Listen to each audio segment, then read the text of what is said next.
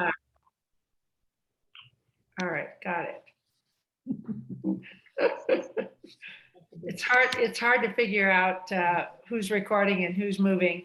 So the neuroplasticity is about redefining our neural connections, and they're like the maps in our brain. They're equivalent to the maps that we know of across the United States, within our area, and certainly even within our in our locations. And so it's important to recognize that this is, something that is equivalent to what we can understand geographically. So neuroplasticity and neuroplasticity really are the same thing. And that's the ability of the estimated 100 billion neurons that we have in our brain to change function and chemical profile or structure. An essential function of the nervous system is to recover from damage that we might sustain, allow us to communicate, allow us to learn and memorize and adapt across the lifespan. And this adaptation can be positive or it can be negative, and that's important for us to remember. So I just want to point out that our brain is organized topographically in terms of both the motor and the sensory aspects of our body parts. And you'll notice some areas of our body are very large, like our lips and our hand and our fingers. And some of the areas that we are feeling most miserable about, like our back and our low back, notice what a small proportion of that is on our somatosensory representation. Our brain are also organized functionally by tasks and purpose across the topography of our different body parts. This is complicated, but it's really important in terms of adaptation and learning.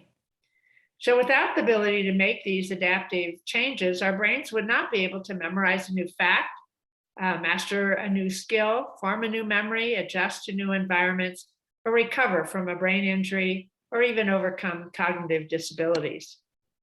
A fundamental property of the neurons is their ability to modify the strength and the efficacy of the transmission through a number of mechanisms. It's called synaptic plasticity. And even though we have a lot of research on synaptic plasticity and how it contributes to the well-being of our societies in terms of learning and memory, brain development, homeostasis, sensory training, and recovery from brain lesions, we still don't know exactly how the plasticity shapes brain morphology and physiology, which is kind of what we're going to talk about today. Interestingly enough, the Decade of the Brain was established by President George Bush, but sponsored by interagency initiative with the Library of Congress and the National Institutes of Health. And 1990 to 2000 was called the Decade of the Brain, but that decade has been extended and currently continues to be developed and magnified by additional research today. So briefly, we'll talk about anatomy of the central nervous system and the peripheral nervous system, just so you recognize the parts. Then we'll talk about the function of the central nervous system and the peripheral nervous system. I'll summarize some different types of plasticity and then talk about the principles of maximizing that neural adaptation. So we have lots of cells in the nervous system. The neurons are ones we're particularly interested in, but there are other glial cells and other microglial cells.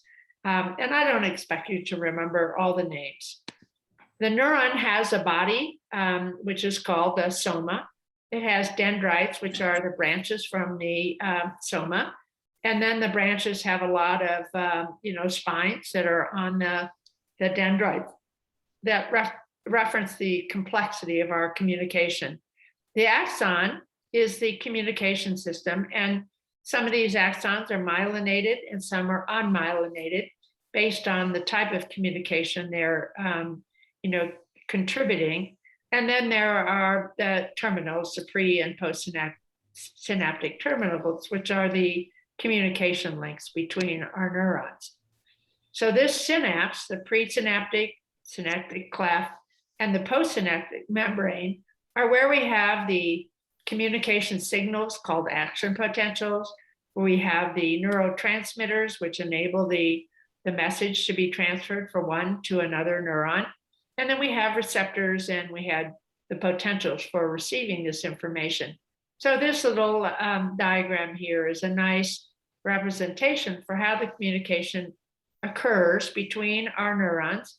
And it's like talking to our friends and whether we're listening and we hear what they're saying. So from a gross neuron anatomical point of view, we have the brain, we have the brain stem, we have the cerebellum, then we have the spinal cord, and then we have the peripheral somatosensory and the motor nervous system and the autonomic nervous system. So this is a complex system. Different lobes, and you can probably see these better than I can, because as I see you on my screen, I can see that part of my slides are blocked by that. But there's the frontal lobe, which is our cognition and some control over voluntary function. We have a temporal lobe, which is auditory information. We have the parietal lobe, which processes information about temperature, taste, touch, and movement. Then we have the occipital lobe, which is our vision area. And then we have the insular, which is kind of connective network between sensory and emotional and cognitive function. And then we have the limbic system, which is emotions, memory, and regulation of autonomic and endocrine function. And your friend Darcy is an expert in this area of limbic contributions to learning and memory. The brainstem is a critical contributor to regulating involuntary actions of the body, like our heartbeat and breathing. There's a midbrain, a pons, and a medulla, and it looks kind of unattractive over here, but has a major role to play in our positive health. The brainstem also has cranial nerves. It has the ascending and descending pathways down to our spinal cord, has the reticular formation, which controls our alertness and our vital functions, and an important part of our brainstem. The cerebellum is a special sensor that shifts and detects balance and movement. It sends signals for the body to adjust and move, coordinates movement, and at times our actions so that our body movements can be smooth and that we don't look drunk when we move. And it certainly helps us with our balance. The spinal cord is the communication between the central nervous system and the peripheral nervous system. Goes from our neck down to our coccyx. And the purpose is really for movement and sensation to be carried between the brain and the rest of the body. So it's an important connecting organism of the nervous system that really helps us function. This spinal cord is complex, and we don't expect you to remember all the different horns, the fact that it generates reflexes, that it helps us with pattern generators. It's very complex, and as you know, somebody who has a spinal cord injury loses a lot of voluntary function in their nervous system because of the disconnection between the brain and the rest of the body. So the peripheral somatic nervous system is really important, and I think that even in the health sciences, and particularly in physical therapy, people forget that sensory, the input to the nervous system comes from sensory receptors, and that drives the motor output, which is the efferent motor control system. And I think all too often we focus on motor kinds of difficulties and dysfunction when we really should be focusing on the input and how the nervous system responds to the sensory inputs. The autonomic nervous system is a part of that peripheral nervous system, and it regulates a lot of our involuntary physiological functions, like our heart rate, our blood pressure, our respiration, our digestion, and our sexual arousal. It includes the parasympathetic nervous system, which is kind of from the cranial area up near the brain, and really contributes to rest and digestion in the parasympathetic connections. The sympathetic nervous system, which is mostly in the thoracic and lumbar area, is what's responsible for our fight, flight mechanisms, our fear, our anxiety. And these are so important from an autonomic point of view, and yet we know probably the least that we should know about how to regulate those autonomic functions. Then we have this wonderful vascular system that serves our brain. There are many posterior and cerebral arteries that are probably commonly involved in stroke. Then there are the posterior and thalamic arteries, and you can see these by the MRI and the diagram on the right, but you can see what the imaging looks like. And this is a way we track when somebody has a stroke or has a brain injury to see what areas of the brain have been compromised from a vascular point of view. I think today, with all the smoke in our environment and all the things that are changing in the environment, that most of us are experiencing a lot of dryness in our sinus system and certainly allergic responses. And this just gives you an idea that there is a sinus system that responds to a lot of our concerns about breathing through our nose and our mouth and feeling that environmental challenge. Probably more important from a physiological point of view is the ventricular system, which is the communicating cavities in the brain that are responsible for producing and transporting and removing cerebrospinal fluid, which bathes the central nervous system. And there's a whole thought about the rhythm by which we secrete cerebrospinal fluid and that we absorb and distribute it through the brain and the spinal cord. And if anyone has had any kind of injections into the spinal area, like in childbirth, I can tell you that if there's a leak in the cerebrospinal fluid, you will notice it because you have a horrible headache, you can't stand up. So the circulation of cerebrospinal fluid is critically important to the health of our nervous system. So from a functional point of view, we have a somatosensory system. This is here on the left. It's the information coming in. Then we recognize the information. We interpret that information through our learning and memory system. And then we execute a motor output in response, a response behaviorally or motorically relative to the input system. The somatosensory system is critically important, and I've just elaborated it here, but we had it before. And if you have a deficit in the somatosensory system, you'll have numbness, tingling, and interestingly, poor motor control. In the motor system, which we've also talked about, coming from the brain down through the spinal cord and out to our skeletal muscles, if you have a deficit in this system, if it's in the upper motor neuron part coming from the brain, you can experience spasticity, which is very common in people who have a stroke. And then you can have a lower motor neuron lesion, which is down here where the information comes out to the skeletal muscles, and you can experience some paralysis and paresis. You can also experience some unusual and typical movement disorders. If there's a problem with the cerebellum, for example, you look like you're drunk and you're called ataxic. If there's a problem with the basal ganglia, which is the critical part of the brainstem as it comes down into the spinal cord, then you can have rigidity that's common in Parkinson's disease, or dystonia, which is either generalized or focal, and an involuntary movement disorder. Learning and memory is really critical here. We hope we teach our kids to learn, and we hope that people can store some of those learning memories. And learning and memory is really critical for the cerebral cortex, the prefrontal cortex, the striatum, the amygdala, the hippocampus, and the parahippocampal system. So without a good, central neural component, our memory and learning are compromised. So cellular mechanisms can be, for plasticity, can be morphological, like the synaptic connections, making new neurons or making new blood vessels, or it can be physiological, where you improve the efficacy of the connections, the excitation of the membranes, and improve the blood flow. So the definition of synaptogenesis, which is hard to say, is the formation of new synapses. This is a normal process that occurs throughout healthy aging, and explosion of formation in early brain development, which is where we used to focus on why the brain changes when we are developing. And interestingly enough, these synapses can be enhanced or they can be pruned.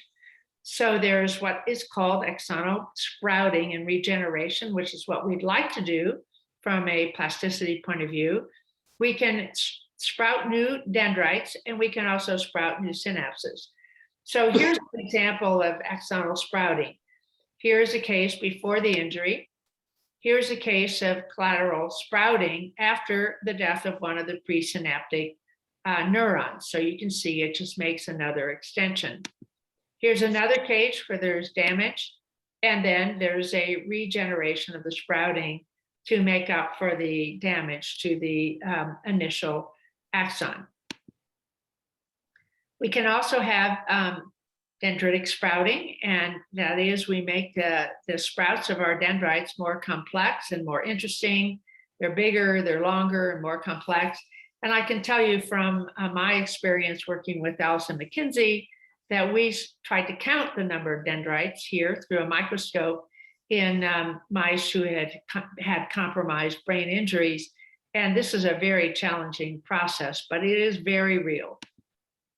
We can also look at the complexity of those spine alterations, and you can see in area B that the dendrites can be increasingly thickened in terms of the axonal transport and sprouting, but they can also become more complex, which is also adding to plasticity.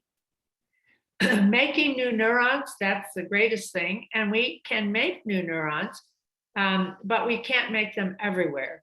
Currently, we can show that we can make new neurons in the caudate or subventricular zone and in the hippocampus, which is the subgranular zone.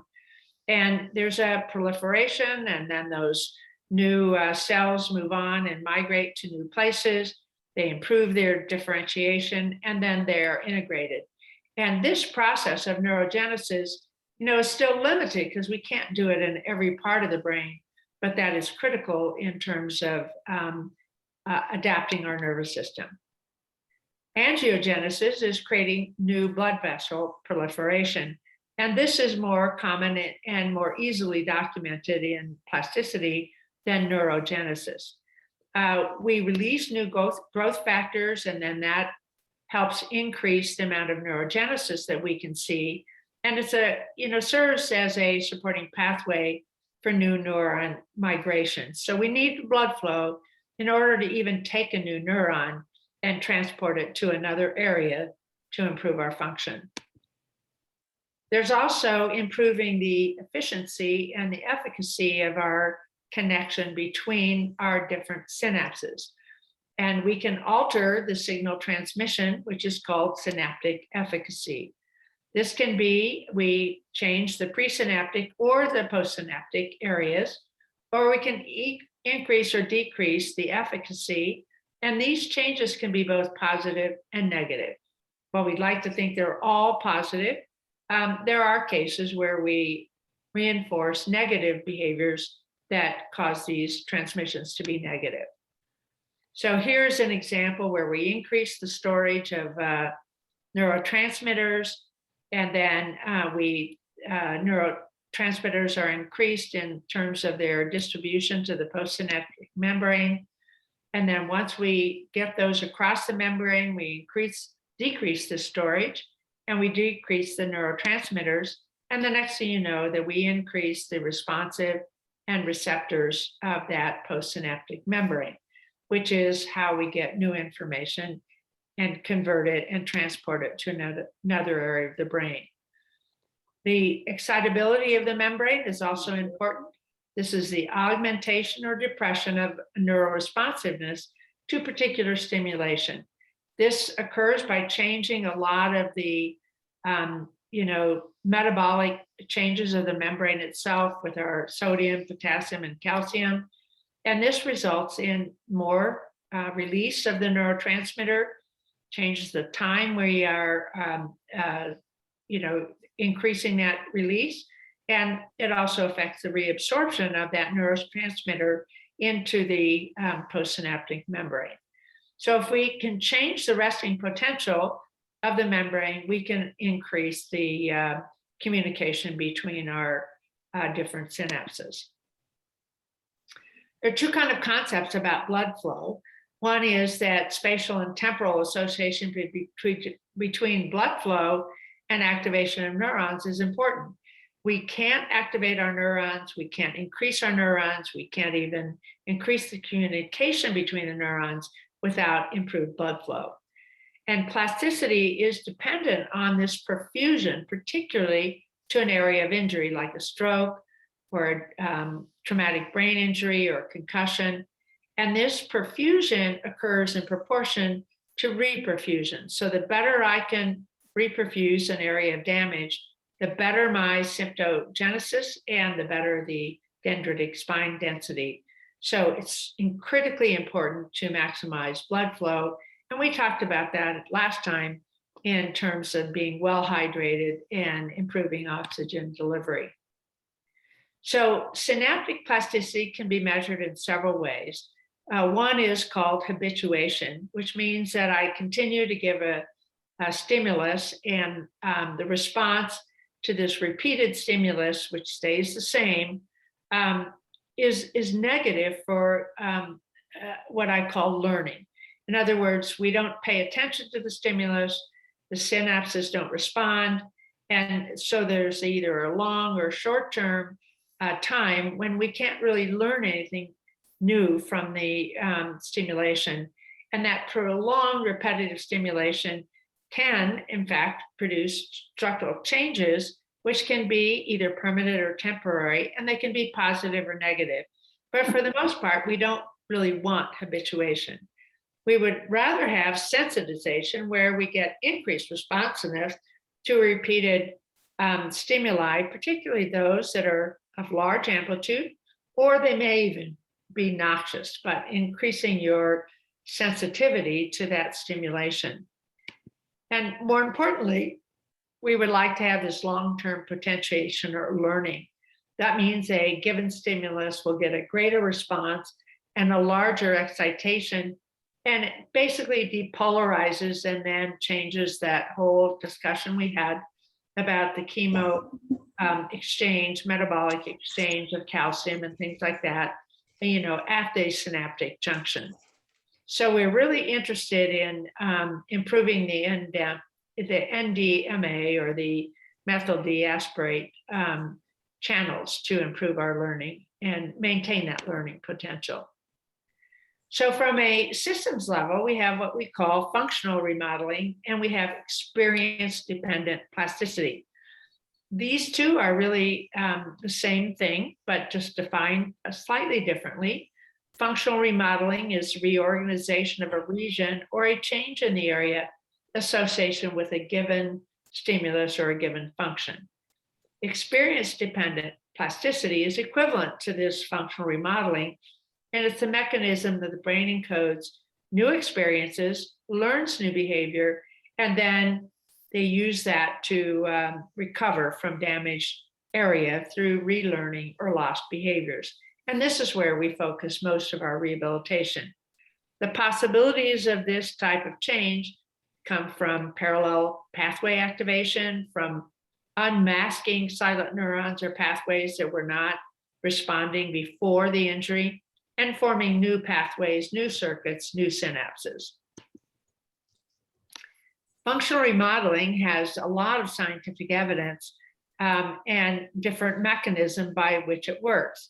First of all, there's a shift of balance from what now is your limbs are pretty much controlled on the opposite side of your brain. So if I have a lesion on the right, then my dysfunction is going to be on the left. But during this remodeling process, all of a sudden I shift and I focus not only on the opposite hemisphere, but I shift more to a ipsilateral or the same side of stimulation. So there's a hypoactivity in the area of the lesion tissue. And so your brain automatically kind of shifts to the other hemisphere that is unaffected as a way to begin to recover that function that's been lost by the insult. In some areas, we've shown with Dr. Nudo and many studies he's done post-stroke, that initially when there's a injury, there is a shrinkage of the representation of, let's say, your hand, which has been paralyzed by the lesion. And then through associated stimulation, you can see that there's an increase in the area of the representation following training. Similarly, there's increased activity across the brain in diffuse areas that are not directly involved in the area of injury. So, for example, my area of injury might be in the motor cortex, but when I'm trying to retrain, I will recruit neurons that are in the premotor cortex, the parietal lesion, the cerebellum, and I will try to increase the activity across my brain diffusely to recover my function. Early in recovery, the activity of your neurons are on the ipsilateral or same side because the damage is on the contralateral side. Then we have that diffuse activity and greater levels of activity in general, more than you would see in a normal person. Late in recovery, we return to activating the neurons on the opposite side, go back contralateral rather than ipsilateral. Then we concentrate our activity more focally instead of diffusely. And then we begin to activate the areas of activity that are damaged and decrease the activities, other parts of the brain that have been more diffusely activated by our recovery.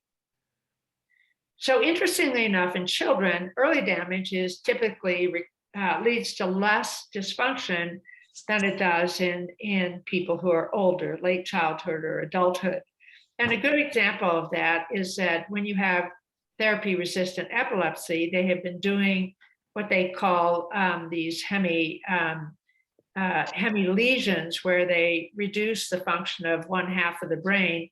And what's interesting is that these children recover normal function and they get ipsilateral control of their extremities secondary to the lesioning rather than the opposite side, which is typically known. How about this audience? You should be giving a medical class. Okay, sorry. He does. I'm going to continue and then I'd be open for questions. There are some negative consequences of plasticity, and we see problems with movement disorders like focal dystonia, problems with phantom limb pain and tinnitus or ringing in your ears. So not all of the functional remodeling is necessarily ideal. But here are the things that you need to know that you can do. Your experience, your sleep, your motivation, your mood, your hormones, your cardiorespiratory function, your hydration, and what drugs you take all affect the plasticity of your brain. And we seem to prescribe drugs very quickly and easily for people as we get older and we have chronic disease. But we have to recognize that a lot of these drugs might impact our ability to adapt our brain. And there are a couple of principles that we'll just end with and discuss. If you don't use it, you're going to lose it. If you use it, you can improve the function. If you do training that's specific to the talents that you've lost, it's much more effective. Repetition matters. How many times you do something. The variation in your practice is really important. The intensity of your practice is critical. Make the training salient to the individual, what they want to recover. Time matters, age matters. We want to transfer what we learn to other activities. And we have to be careful that we might be doing things that interfere with that transference. So here's just an example of use it or lose it. They visually deprived some kittens. And what you can see here is the actual numbers of neurons and the thickness of these dendrites were deprived as a result of not having vision. And we know that if we then enrich the environment of these kittens, that these normal dendrites and thickness can be improved. In some healthy animal studies that were done by Dr. Mike Mersnick and others, when they sewed two digits together, they found out that you remapped the digits together instead of mapping them individually. So because they moved together, then they got mapped together. A case where you have phantom limb pain and you amputate a limb because it's painful and it doesn't work, your body doesn't forget that the limb was there, but they instead remap that limb, for example, either on the shoulder or on the face. It is no longer mapped on the area of your brain that represents the hand. We have shown that if we drive sensory training and motor training, that we can increase the representation on our brain. So here are your digits. The more we train, we increase the size of the representation on the brain of those digits because of the training. So it is very measurable in terms of functional improved accuracy, as well as this modified cortical representation. Here's another example. We've had a stroke. The hand and the shoulder and the elbow are going to go from normal to reduction in size because of the stroke. And then we go through what we call the training.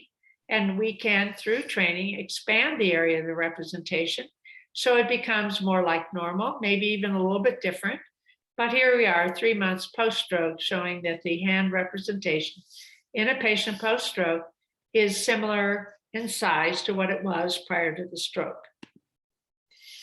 If you train because you want to be a better volleyball player or a better football player, then you train to a specific task, and that is important for improving the neuroplastic changes to produce that task.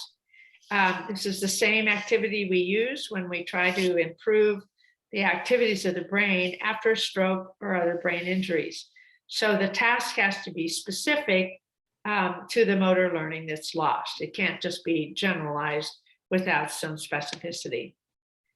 Repetition matters. We don't know exactly how many times you have to do things to change that brain and the neurogenesis, angiogenesis, or the connection between the synapses. The question is how much repetition. In some injured animals, it looks like you have to do 9,600 retrievals over 4 weeks to make that change. In another study, you had to do 7,000 trials over 35 days to make that change. In human studies, we can see that it ranges from doing 2,500 repetitions over 5 days for patients post-stroke. In another case, it was 31,500 repetitions of finger sequencing to get that return of function. Other cases, 1,000 plus a day, 18 sessions for finger tracking, and other times in what we call forced use syndrome, that was 12 to 14 hours of over 14 days to improve the affected use of the involved limb. But not only does the repetition matter, but the structure and the task variability, as well as the feedback, also matter. So it's important to vary the training so that there's a little difference in the practice and the input, and that the more you vary that structure, the greater learning, as you can see in this blue map here. The feedback is also important, and it could be feedback that you're doing it accurately, or it could be feedback that you're making errors. And the more feedback you get, whether it's on accuracy or errors, does help maximize this learning product. Intensity matters also in patients with Parkinson's disease, where they did the study with 15 subjects randomized into 3 groups of high intensity, low intensity, and 0 intensity, just education. And they did 24 sessions of training for 8 weeks. Each session was 60 minutes, either at high, low, or no intensity. And then they looked at the outcomes. And you can see that in 0 intensity, there was really no change. That means they did education, but they didn't really change the speed of their gait and the quality of their gait. And low intensity, it maybe even went down a little bit with the ongoing progression and deterioration associated with Parkinson's disease. But over here on the high intensity, you can see there was a clear improvement in the speed of gait and the quality of gait by doing high intensity exercise, which in this case they did on a treadmill with a body weight support system where people could run and exercise at their maximum without being worried about falling. Salience also matters. You have these mirror neurons, The mirror neurons are part of your neuronal system that respond to change, even if you're just observing the action of someone else perform a task that you're having difficulty with. These mirror neurons also respond when you're doing mental practice. And often we use this mental and observational activity to begin to be the first step in a rehabilitation program. Because if we can activate the neurons, even if we can't do the task, then we begin to move towards that adaptive behavior that we're looking for. Age matters. I'd like to think that we're all still young, but we're all getting older and our responses are a little bit slower when we get older. We don't have quite the same synaptic potential that we did when we were younger. And the ability to really reorganize the map is reduced when we're older as opposed to younger. That doesn't mean, however, we can't change it. It just means that we have to work harder. And as we work harder to reactivate our brain, we may have to activate both sides of our brain, on the right and the left. And the changes that we do are going to be increasingly elaborated by making our challenges more difficult. Transfer is the plasticity that we can get by training in one experience to enhance the acquisition of similar behaviors in other experiences. Interference is the plasticity to one experience that interferes with our acquisition of other behaviors. So we want to induce and accentuate increasing the plasticity of one training experience to the acquisition of a similar behavior in other experience, rather than interrupting that transference. So in summary, although you might think this is too medical for you to appreciate, the nervous system is adaptable across the lifespan. The range of neuroplasticity potential is variable. It's based on your genetics, as well as your motivation, your expectations, the repetition, the salience, and the variety of practice and intensity of practice that you perform, and the activities you do in your daily life. The potential for recovery from injury to a neural system injury is greater in the young than the old, but it still exists in those of us who are older. I have to strongly encourage you all to keep busy, engage in all kinds of stimulating activities across the lifespan to maximize the adaptability of the nervous system. I don't think we have to assume that just because we're old, we have to be disabled. I am 80 next month, and I believe that I'm trying my best to stay active and involved, and I hope you will do the same. 50 years old. So I thank you for listening, and I welcome questions. Nancy, let me comment on one thing, and that's that we videotaped your presentation so that those of you that want to hear it again and again and again, because it was a lot of information, and you know and you're going, oh my goodness, I'm overwhelmed. But the more you hear it, the more it breaks down into everyday life, and you can realize that what Nancy's sharing with you is a way that you can maintain your own health. So let me just comment that is there and will be there for you. So Dr. Bill, if I could just jump in here, can everybody hear me? Yes. I have a grandson with Fragile X, so your presentation was very meaningful to me, and I want to thank you for that. I have a couple of questions, and one maybe that might be important to this group. I have noticed that I will forget the names of people that I've known for 20, 30 years. Is that just a normal part of aging? I mean, I'm not aware of any insult to my system, but it seems curious to me that our memories would be impacted in certain ways as we age. And the second question I had, you touched briefly on the status of our mental health, particularly with respect to depression. And I'm interested in hearing you elaborate a little bit more about how, say, for example, depression would impact our neuroplasticity. And then the third thing is, what can we do about all this stuff? First of all, those questions are great, and they clearly represent, I think, what most of us are concerned about as we get older. The first question about, sort of the memory and the inability to recall things that we knew very well are not uncommon with aging, because we do get some natural degeneration of our neural tissues with time, and that affects our memory as well as our motor skills and our sensory sensitivity.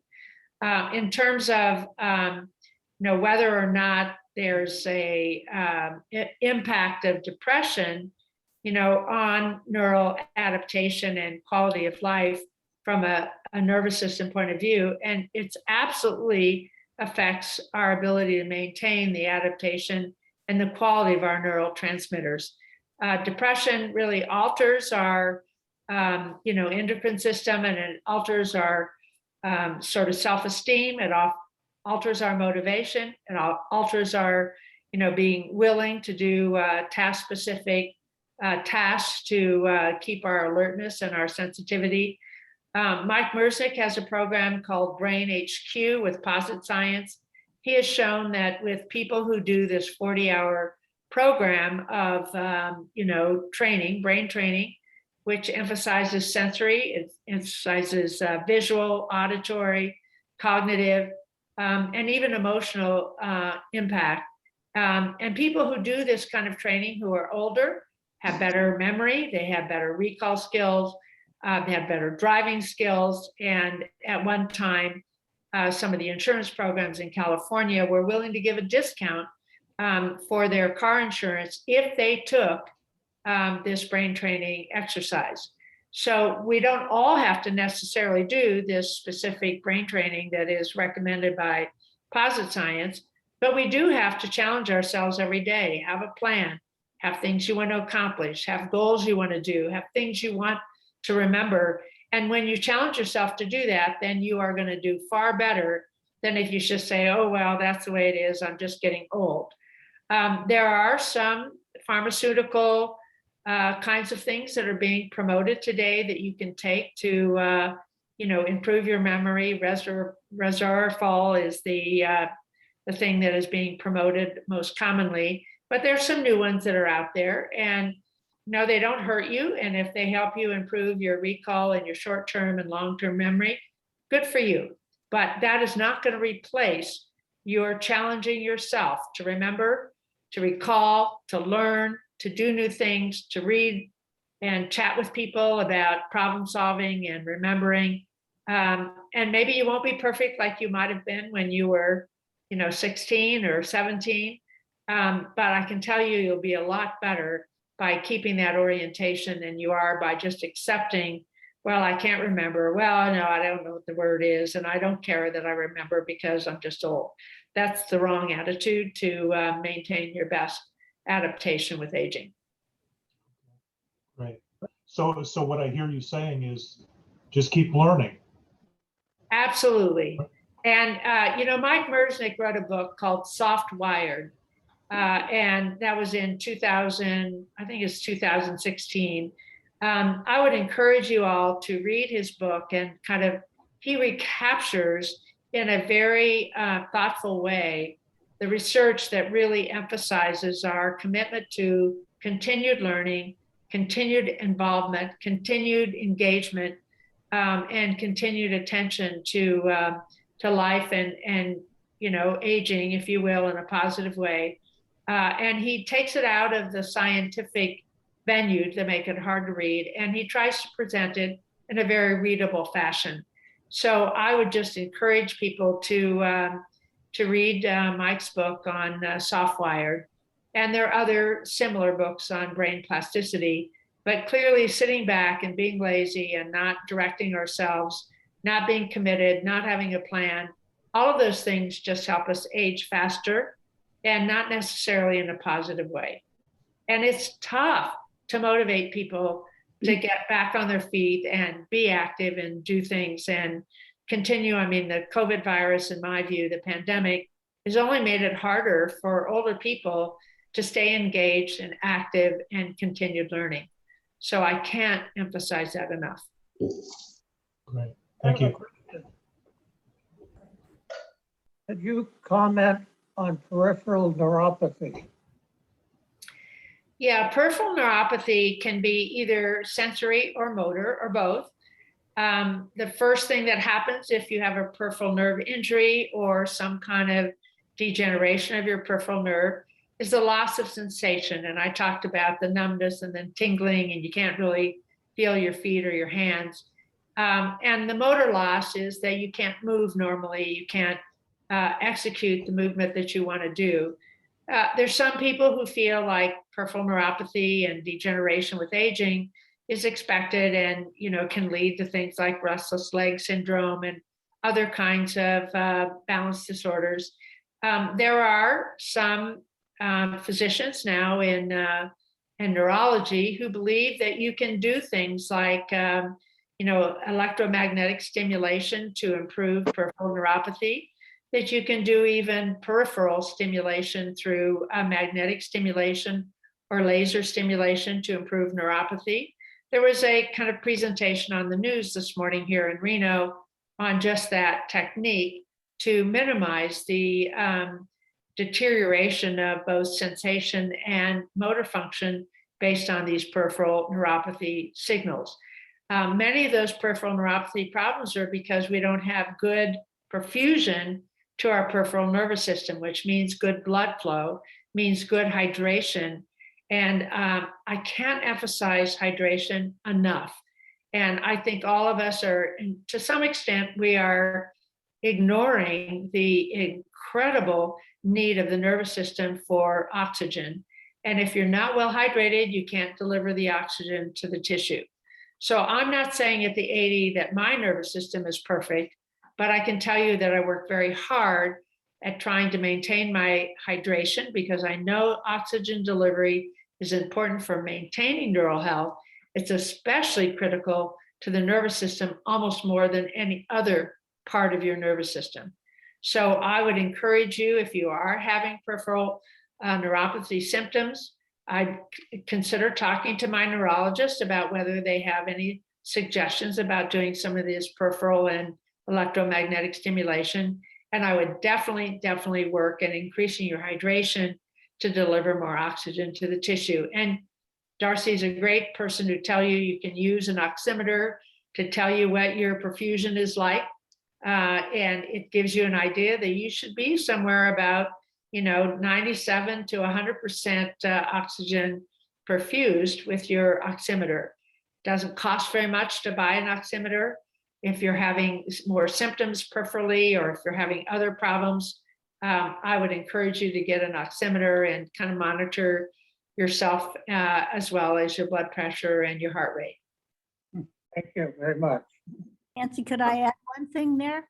Because you may have peripheral neuropathy, you probably have no idea. It could be due to diabetes, it could be due to vascular, it could be, but it doesn't mean your brain won't remap itself. And one way to do that is to visualize your body and visualize the sensation coming from the area you don't feel.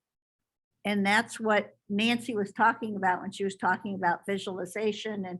And what you're doing is you're encouraging the brain to remap.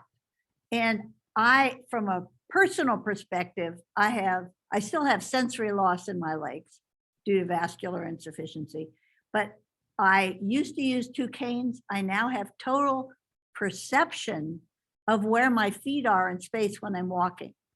It doesn't mean I don't have sensory loss peripherally, but my brain remapped my legs for me and has given me function back.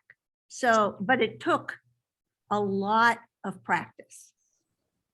And a lot of mental imagery and a lot of this visualization. I talked about these mirror neurons and the way your brain is mapped. And you can recruit about something like 30 to 60% of the neurons that would be firing if you were actually doing the task by simply mentally practicing the task, or even watching other people do the task and saying, well, that could be me. I think that is me. I can do that, and you can really activate those neurons. So Darcy is a perfect example of somebody who has dealt with a long-term, chronic neurovascular problem, where she has definitely used her brain to remap her peripheral system. Dr. Bill or Nancy, is there a general rule of thumb of how much water we should be drinking a day? That's an interesting conversation these days, because there's no, the magic answer used to be drink, at least 8-ounce glasses of water per day. And many of us don't always like to do that, because then we have to go to the bathroom all the time. The kind of hydration that you choose to ingest is important. And some of this electrolyte balanced water is more effective than just drinking tap water. And even though tap water can be great, it may not be what we need to really have the electrolytic system activated by our hydration. And certainly adding other vitamins and minerals and proteins to the water seems to be helpful. Sometimes when the water is warm, it is absorbed more easily in the digestive and the nervous system. So there's no magic answer. I can tell you, living in Nevada, I feel more dehydrated than I did ever living in California. The other interesting part is I'm not driven to be thirsty during the day. I have to force myself to drink the water. So I've decided the best way to do it is get up in the morning and I drink a couple of glasses of water and take my general vitamins. And then I drink another couple of glasses of water and take some of my other supplements. And if I have a cup of coffee, I only have one, coffee a day rather than multiple cups of coffee. Because if I have coffee, I'm dehydrating myself. If I have wine or other kinds of alcohol, I'm dehydrating myself. So every time we have something that has caffeine in it, we need to drink even more water to balance out the dehydration that's created by the caffeine. So there's not a magic answer. By using creams to the skin so that you can preserve and not, when it's hot and we sweat and we lose water, we need to take in more hydration. So this is really a variable kind of individual activity, but I can tell you 1 or 2 glasses of water a day is totally insufficient, particularly as we get older and we become more dehydrated and drier throughout our body systems. This is Val. I have a quick question about reading. About reading? Reading, yes. Is it reading on your computer, listening to your computer or cell phone, different for your brain than actually picking up a book, turning the pages and looking at each word? That's an interesting question. I think probably from a point of view, the important thing is attention and recall and memory and, staying attended to what we are trying to learn. So I happen to like holding my book and I don't like reading on an iPad or my computer. On the other hand, carrying a book around is a little more cumbersome if you're moving around than having it on an iPad. But the real issue is attention, cognition, and enjoyment, and engagement. And that's really what triggers the important learning and adaptive quality. And it's not really the means by which you get it, but the means by which you are more attended in learning what you're reading. Oh, thank you very much. Nancy, I know Carolyn had a question. Are there particular supplements or vitamins that we should be using? That's also an interesting question. I happen to be married to a retired surgeon who all of his 50 years of practice never thought supplements were particularly beneficial. And I think a traditional physician is much less likely to support our interest in supplements. But there are certainly some new supplements for brain aging that are coming before us. And I would encourage you to watch the research evidence about whether they're helpful. In the meantime, vitamin B12 and vitamin B6 are very helpful for supporting the nervous system. Things like curcumin, are very helpful for anti-inflammatory effects. Things like cranberry juice are important for also anti-inflammatory. Vitamin C is going to enhance your immunity. And I think that if you look carefully for different things that are going on in your nervous system, then you need to really consider other supplements that are potentially helpful. There's no magic answer here. I remember talking just recently to a cardiologist who said, there's nothing you can do really to take a supplement to improve your heart or to improve your absorption of calcium and so on and so forth.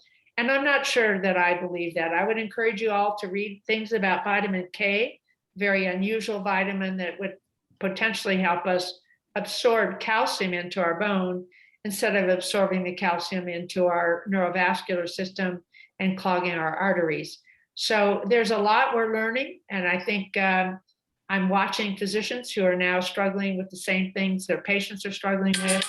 And it's interesting to me that it's a different issue when they have the problem, as opposed to talking to us when we have the problem and they don't have it. So I would just encourage you to keep up on some of these supplements. They're not magic, but could be particularly helpful. So I take my share. And now that my husband is having some of his problems, he is now saying, oh, now I see why you're taking that. And so he's now taking it. So I have to tell you, you gotta evaluate your physician recommendations carefully. And I'm married to a physician, but my son-in-law is also a physician. And until he recently had a lot of back problems himself, he had not been very interested in what would be called supplements and their contributions to well-being and health. Well, Nancy, I'm sure we could go on and ask many, many, many more questions. And I hate to ask you to spend more time with us, if you're off to other things, I think. But we can't thank you enough for sharing your ideas and, and helping us understand more about the brain and the neuroplasticity and how we might maintain our own health. Does anybody else have a question they just have to answer before we close our session? Well, I've had a question. Since we're people of faith, can you speak to how faith or spiritual life can impact on plasticity and aging? I think it goes back to maintaining your self-esteem, your self-worth, your commitment to society, your commitment to your family, your commitment to yourself. I believe that having a strong faith is, probably one of the essential elements in healthy aging. And when you feel good about yourself, when you feel good about helping others, when you feel good about trusting in God and direction in life, I think those are all things that contribute to positive aging and positive neuroplasticity. So I wouldn't minimize that for a moment. It's the same way as depression is a kind of a negative factor, and stress is definitely a negative factor on a healthy nervous system. But strong faith and good humor and laughter, and I talked about that last time, I didn't emphasize it this time, but a positive perspective on life does help you with everything. It helps you with your motor control, with your memory, with your enjoyment, and certainly with your happiness. And, I can't encourage you enough to continue your commitment to, a healthy commitment to religion and to faith. And I think that's a wonderful part of the group that you represent. Thank you. Well, Nancy, I can't, as I said, thank you enough. My respect for you and for what you do and what you represent. And we very much appreciate your time and your energy. Thank you for inviting me. I always get a bit anxious about getting these talks ready. And I did hear that some of you felt that it was too technical, but hopefully if you understand a little bit more about the anatomy and physiology, that it does help you understand that there are some real true opportunities for us to have healthy aging. And I thank you. Well, Dr. Bill, if I understand your talk, I would think that would be a gift that you gave us because you challenged us to try to think about this. So you're just trying to help our neural health. So I appreciate it. And Thank you. Nancy, Thank you. we can have follow-up discussions on this. You know, I don't, you know, so that's a wonderful part of this group. So thank you so very much. We're running a little bit late. Let me ask Judy, did you have a closing prayer or would you like me to close? Is Judy still on? I got Judy- bumped off, Judy so I had to leave. rejoin. Darcy, I think you better pray us out. Let me just give us a closing prayer. Okay. And this seemed very fitting to have a prayer for peace as the world is in such turmoil. Eternal God, in those perfect kingdom, no sword is drawn, but the word of righteousness, no strength known, but the strength of love. So mightily spread abroad, and all peoples may be gathered under the banner of the Prince of Peace as children of one Father, to whom be dominion and glow now and forever. Amen. Amen. We'll see you all next. Yeah. And please send me questions you might have regarding pharmacology. Okay. Okay. Thank you. Much. Good job. Thank you. Thank Great job, you. Darcy. Thank you Great very job. much. Thank Thanks you. again, Nancy. Thank you. Yeah.